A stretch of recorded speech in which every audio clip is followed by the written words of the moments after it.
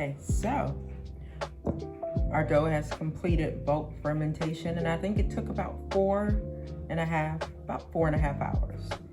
So I'm gonna flour the top surface of it. And you can do the poke test, and that'll let you know. That's one of the indicators if your dough has completed fermentation. Okay, and if it releases pretty easily from the side of the bowl, that's another indicator. Let's see if I can show you here. And it releases pretty easily from the side of the bowl. So safe to say this is perfectly completed its bulk fermentation. And now we're going to shape it. Wow, look at that beauty.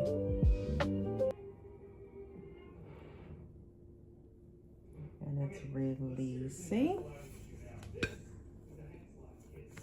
Beautiful. I love it. This is my favorite part. Make sure we can get that full view of the dough. There you are. So you can see it all. Okay. See how nice and jiggly it is? Look at that. Nice and jiggly, almost kind of like blubber. That's when you know it's perfectly fermented.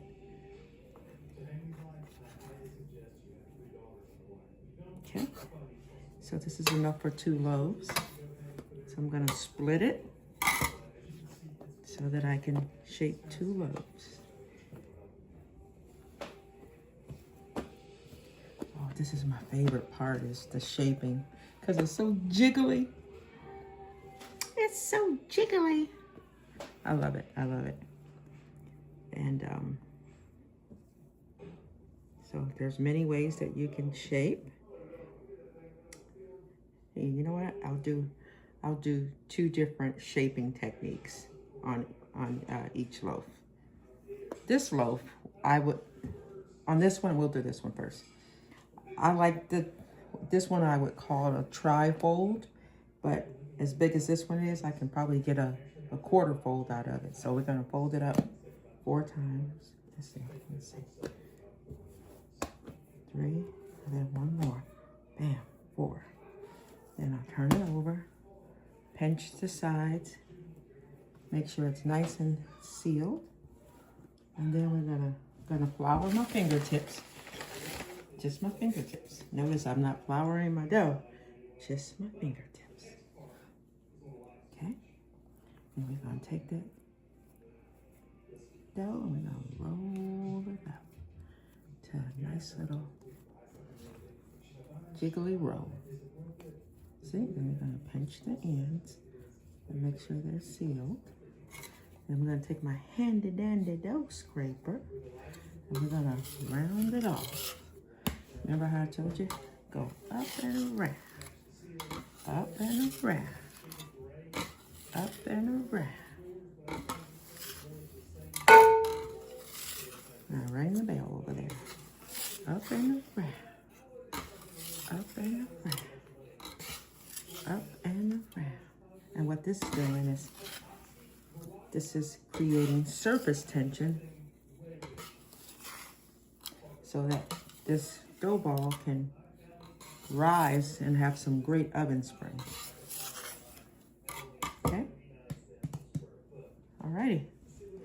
And I'm flour the top, because for our final shape, I'm gonna turn it over on its head. And remember how I always say, you flour your top. After you should do the first shaping, the first pre-shaping, you flour your top. And that helps you determine your top from your bottom, which the bottom will be the surface that's touching the counter. And we're just gonna slide this over for now. And I'm gonna bring this one in. And what we're gonna do with this one is, I'm gonna show you the envelope fold. Okay? Which is, we're gonna go up,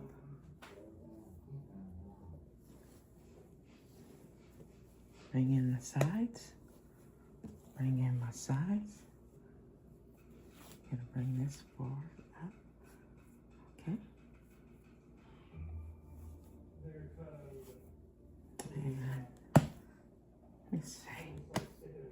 How are we gonna do this? Let me round it off.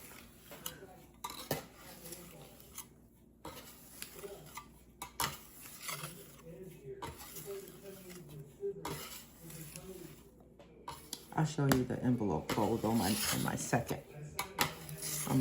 shaping on here, because this loaf was kind of big. So okay, and then I'm gonna flour on my top.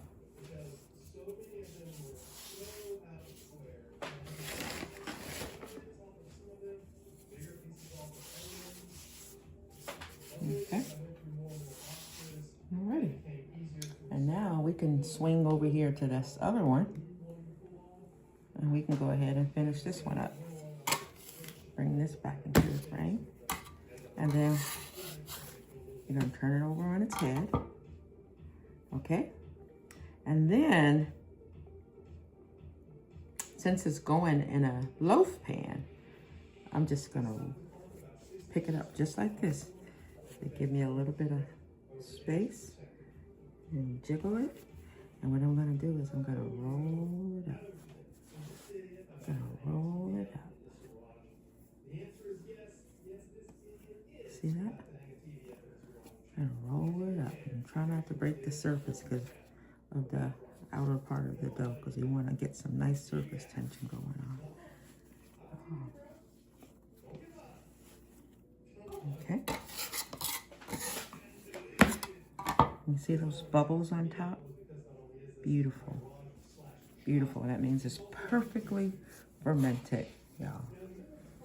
And I'm just going to make sure it's nice and tight so that it has a really good surface tension, so that when I go to put it in my loaf pan, it'll spring up and be beautiful.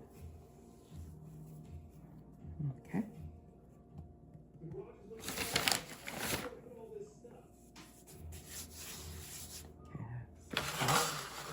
Here's my loaf pan. I'm just gonna lift it up. This will really help you when you're lifting up your loaves for your loaf pans. Like your hand on one side of the dough, and there's the bench scraper on the other, and just lift up and put it right in the pan, just like that. See that? Beautiful. And now it's gonna do its final proof right here in the pan, and that will take about 30 minutes to an hour. I'll probably wait an hour, but while I'm waiting, I'm gonna cover it with the handy dandy shower cap. That over there, and we'll do the same thing to this one. Bring this into the frame. And remember, this is your top, because you floured your top in your final shaping. And you're going to turn it over on its head, right? Kind of stretch it out a little bit. Jiggle it, stretch it out a little bit, so you can give yourself some space for your final shape. Okay? Don't mess with it too much, because you don't want to get rid of any good air bubbles that we have in there for our oven spring. So, and then remember, always remember to pinch the ends. Okay? And then you can use your hands to create surface tension like that. And a little bit flour. Make sure you keep your hands nicely floured, okay? It helps prevent sticking when you're working with the dough. Okay? Just like so. Okay? And I love how nice and jiggly it is. That's when you know you have a perfect fermentation. Look at that. Praise God. Okay. Surface tension. And then I'm going to bring my loaf pan over here. Remember, I said when you're picking it up, to make sure you get a good hold on it.